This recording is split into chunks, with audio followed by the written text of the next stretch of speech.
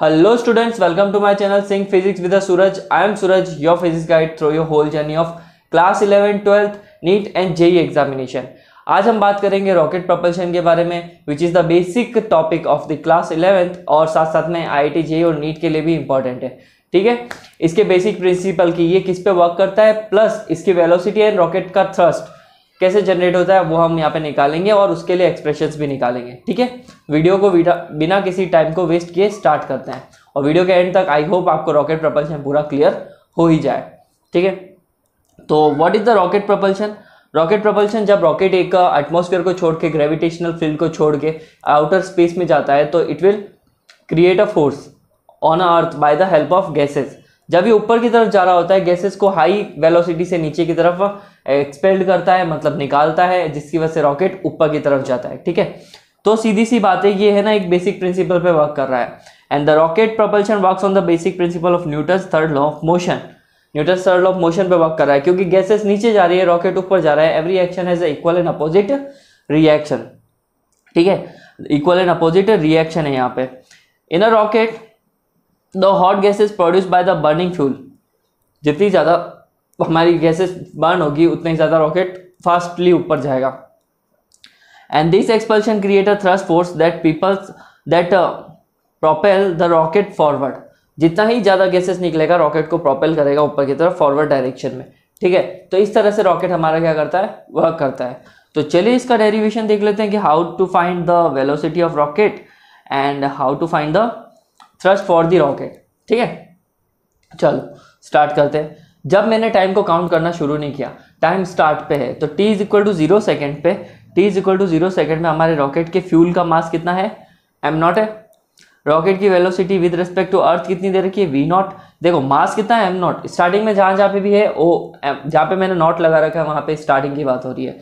तो रॉकेट का फ्यूल का जो मास है m0 है और रॉकेट की जो वेलोसिटी है स्टार्टिंग में वो क्या है, v0 है. विद रिस्पेक्ट टू क्या है, अर्थ है. अर्थ पे खड़ा कोई इंसान अगर उसको देख रहा है तो उसकी वेलोसिटी कितनी है, v0 है. आफ्टर सर्टेन टाइम t, अगर टाइम थोड़ा सा बीतता है धीरे धीरे, तो रॉकेट की गैसेस है ना और ज़्यादा तेज़ी से बर्न होगी, रॉकेट और ज़्यादा तेज़ी से ऊपर जाएगा और रॉकेट की स्पीड क्या होगी, बढ़ती जाएगी. तो after t seconds mass of the rocket fuel is equal to m. ठीक है, रॉकेट का विद फ्यूल मास कितना है, m है. और velocity of the rocket with respect to earth कितनी है, v0 से किस में कन्वर्ट होगी, v से. तो अगर देखो तो मास ऑफ द क्या हो जाएगा, रॉकेट फ्यूल का पहले तो m0 था और उसके बाद में ना m हो जाएगा हमारे पास में रॉकेट का विद फ्यूल जो निकल रहा है उसके साथ में. और वेलोसिटी v0 से कहाँ चली जाएगी, v की तरफ चली जाएगी. ठीक है, जो चेंजेस हुए वो सामने क्लियरली है हमारे पास में.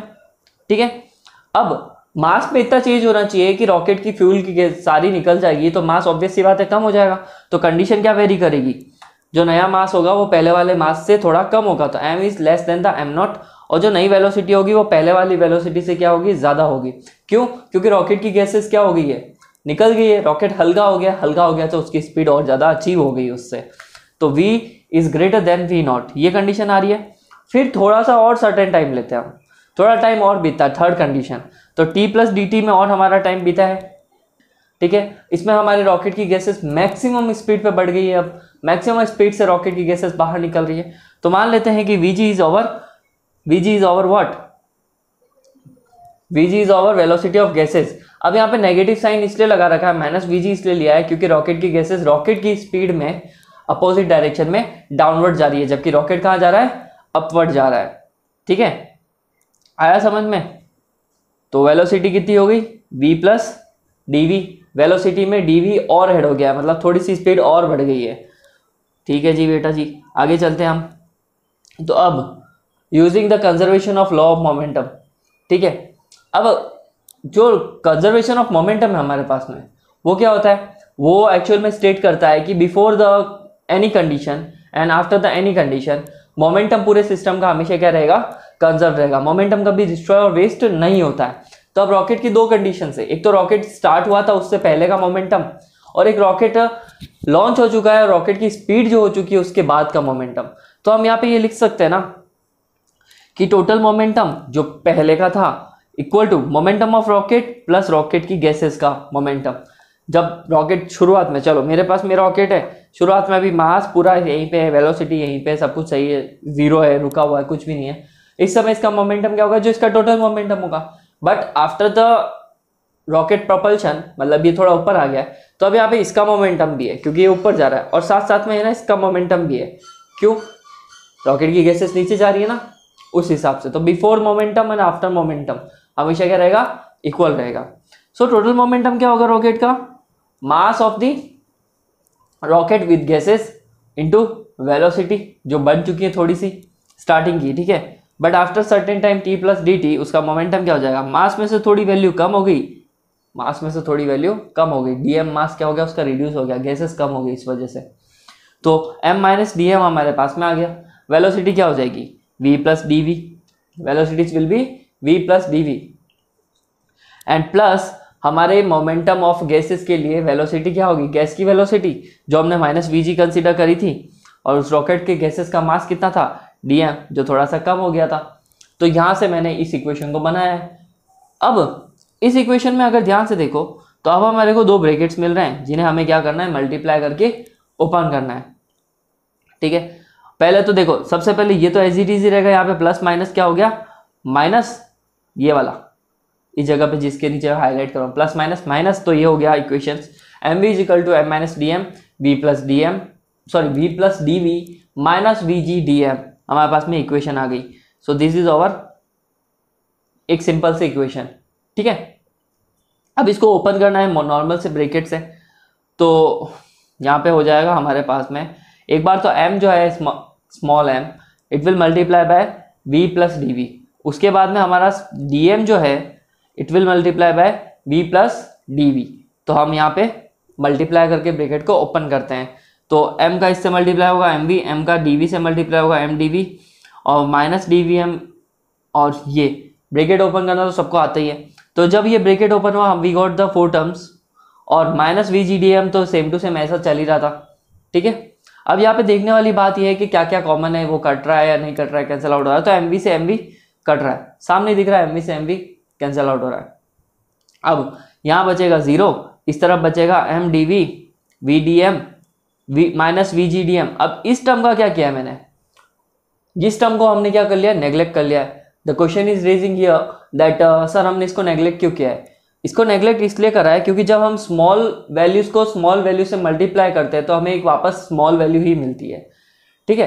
तो इसका एक एग्जांपल लेके समझाता हूँ। जैसे कि तुम एक स्मॉल वैल्यू ले लो 0.1, मल्टीप्लाई करो इसको 0.1 से, स्मॉल वैल्यू को स्मॉल वैल्यू से मल्टीप्लाई करेंगे तो हमें क्या मिलेगा, 0.01, जो और ज़्यादा छोटी होगी, ठीक है। तो स्मॉल वैल्यूज को स्मॉल वैल्यू से मल्टीप्लाई करते हैं तो चीज़ें क्या हो जाती है, छोटी हो जाती है और वैल्यू कम हो जाती है। तो अब इसको क्या करेंगे, यहाँ पे नेग्लेक्ट कर देते हैं, minus D M upon D M into D V को हम नेग्लेक्ट करेंगे, तो we got M V D M D V minus V D M minus we G D M. ये हमारे पास में इक्वेशंस आ गई जिसको मैंने टिक मार लिया। इस वाली इक्वेशन में क्या क्या कॉमन आ रहा है, इस वाली इक्वेशन में देखो तो यहाँ पे है ना सारी टर्म्स में, यहाँ पे तो माइनस कॉमन आ रहा है इन दोनों में, और ये V M D V M को डी वी को कहाँ भेज दिया, इस साइड भेज दिया। तो एम डी वी इधर गया तो माइनस एम डी वी, और इधर हमने माइनस का कॉमन निकाल दिया तो V D M plus V G D M. Got, ये इक्वेशन आ गई। इसमें माइनस का साइन माइनस के साइन से कैंसिल आउट हो गया।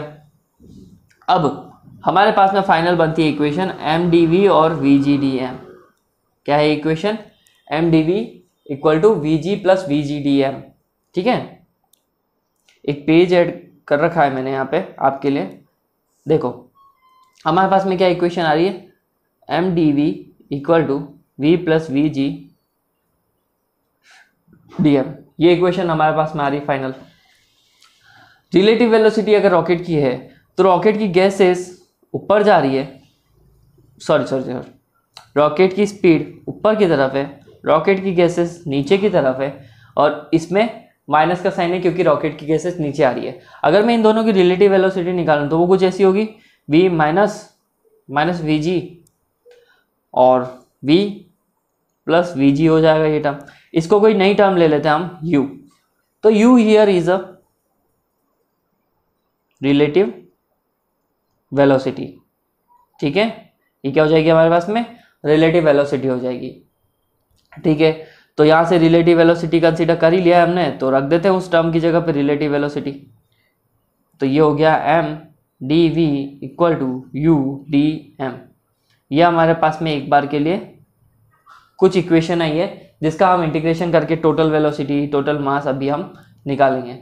ठीक है जी, यहाँ तक आ गया सबको समझ में। अगर मानते हैं कि रॉकेट की वेलोसिटी वी नॉट स्टार्टिंग से लेकर वी तक जाती है और रॉकेट का मास एम नॉट से लेकर एम नॉट हो गया है, मतलब क्योंकि देखो रॉकेट की गैसेस कम होगी और जितना ज़्यादा उसकी क्या कह सकते हैं फ्यूल कम होगा उतना ही ज़्यादा हमारे पास में ये एम नॉट की वैल्यू बढ़ती जाएगी। तो एम नॉट जो है एम से एम में कन्वर्ट हो गया और वी जो है हमारे पास में वो वी नॉट से आ गया। इन दोनों का एक इंटीग्रेशन कर लेते हैं, तो ये हो जाएगा M D V V not से लेकर वी तक एम नॉट एम माइनस का यू डी एम। यहाँ पे ये नेगेटिव साइन क्या इंडिकेट कर रहा है कि रॉकेट की गैसेस में जितनी कमी होती जा रही है, मतलब रॉकेट की स्पीड बढ़ती जा रही है उतना ही उसका मास कम होता जा रहा है। वेलोसिटी जितनी बढ़ती जा रही है उसका मास क्या हो रहा है, कम हो रहा है। तो मास और वेलोसिटी में क्या है, अपोजिट रिलेशन है। तो यहाँ पे मैंने नेगेटिव साइन इंप्लाई कर दिया है कि u जो है हमारा बढ़ता जाएगा रिलेटिव वेलोसिटी, बट रॉकेट के मासेस क्या होंगे, थोड़े कम होते जाएंगे। तो यहाँ पे हमने इसको रख दिया माइनस का। अब देखो यहाँ पे है ना dv को इधर ही रखते हैं हम, v not v equal to M not M, पहले ही लिख लिया था मैंने। तो यहाँ पे क्या हो जाएगा, u dm अपॉन m हो जाएगा, क्योंकि ये m इसके डिनोमिनेटर में चला गया। अब जो चीज़ें कांस्टेंट है वो बाहर और जिनका कांस्टेंट नहीं होता उनका इंटीग्रेशन हो जाएगा। तो v का इंटीग्रेशन v हो गया, लिमिट्स लग जाएगी v नॉट से लेकर v तक, माइनस u कांस्टेंट है, m के रेस्पेक्ट में इंटीग्रेशन हो रहा है, दैट्स वाई। तो यहाँ पे हो गया हमारे पास में 1/m dm का इंटीग्रेशन होगा। 1/m या फिर 1/x का इंटीग्रेशन जो होता है वो log होता है। तो 1/m का इंटीग्रेशन क्या हो जाएगा, log m, और लिमिट्स लग जाएगी m नॉट से m तक। Upper limit minus lower limit अगर करते हैं v नॉट, तो माइनस का u log m not minus log m। ठीक है, यहाँ तक आया समझ में।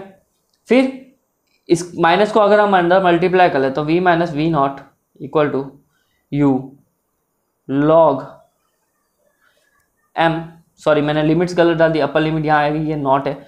अब इसको माइनस का मल्टीप्लाई अगर हम अंदर करते हैं तो यहाँ पे हमें क्या मिलेगा, सीधी सी बात है m not minus log m।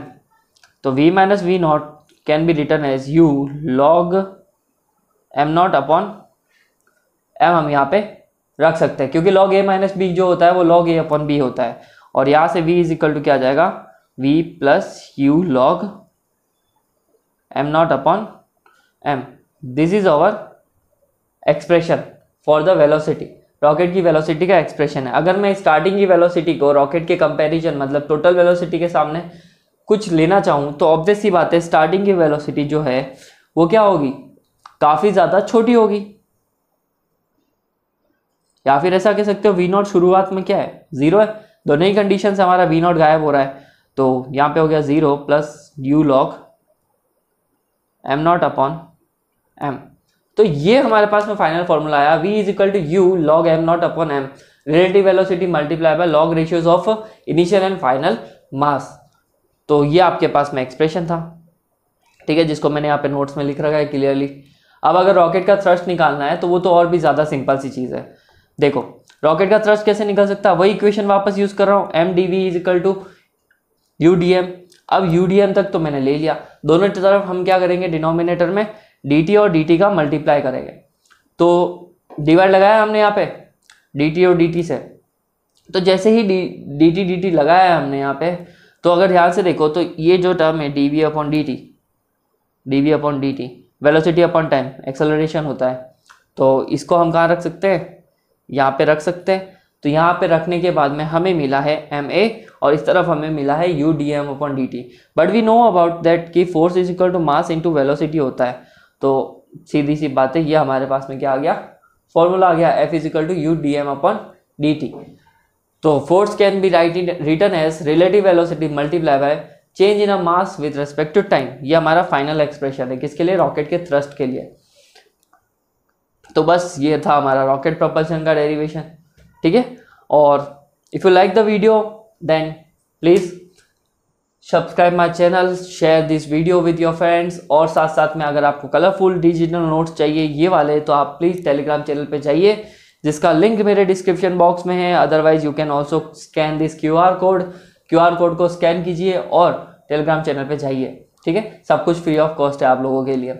और लाइक, शेयर और सब्सक्राइब करना ना भूलें। और इंस्टाग्राम चैनल भी है मेरा, इंस्टाग्राम का हैंडल है, तो वहाँ पे जाके मुझसे डाउट पूछ सकते हो तुम, क्योंकि है ना इंस्टाग्राम पे आपको इंस्टेंट रिप्लाई मिलने के चांसेस ज़्यादा है, क्योंकि वो DMs है। और यूट्यूब पे कमेंट सेक्शन देखे या नहीं देखे कभी कभी हो जाता है, बट इंस्टाग्राम पे आपको डायरेक्ट डाउट्स मिल सकते हैं। तो मिलते हैं नेक्स्ट वीडियो में। और if you want to support us then you can also support us to scan this QR code, ठीक है। चलो मिलते हैं नेक्स्ट वीडियो में। आई होप आपको ये वीडियो अच्छी लगी होगी। चलो बाय बाय, टेक केयर।